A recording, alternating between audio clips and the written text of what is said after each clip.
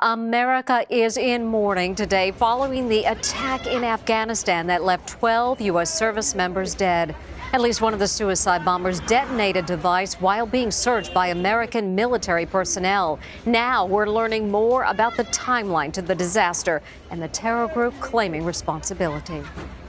All the chilling warnings came true today. There's been an explosion outside the Hamid Karzai International Airport. Here's the timeline of the terror bombings.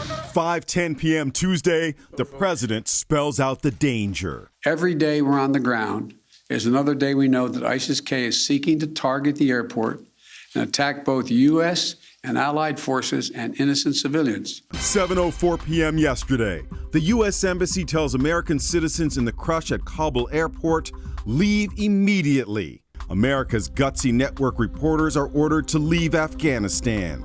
NBC's Richard Engel. We've just arrived in Doha, Qatar from Kabul. ABC News' Ian Pannell. We are out. The U.S. military ordered all media to leave the base at very short notice. 7:03 a.m. today, CBS News' Charlie D'Agata makes this dire forecast. There's now a specific threat that ISIS in Afghanistan could target the airport. 3 hours later, it happens. We have just heard from the Pentagon press secretary.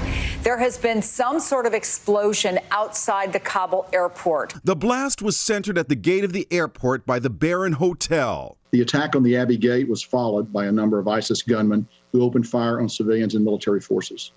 At this time, we know that 12 U.S. service members have been killed in the attack. All signs point to ISIS-K, a terror group not many Americans knew existed until recently. It seems likely in this case that ISIS-K was behind these attacks. So what is ISIS-K? It's an offshoot of the Islamic State, and they're even more extreme than the Taliban. ISIS-K and the Taliban are sworn enemies, and so it's very unlikely that ISIS-K and the Taliban are going to be working together.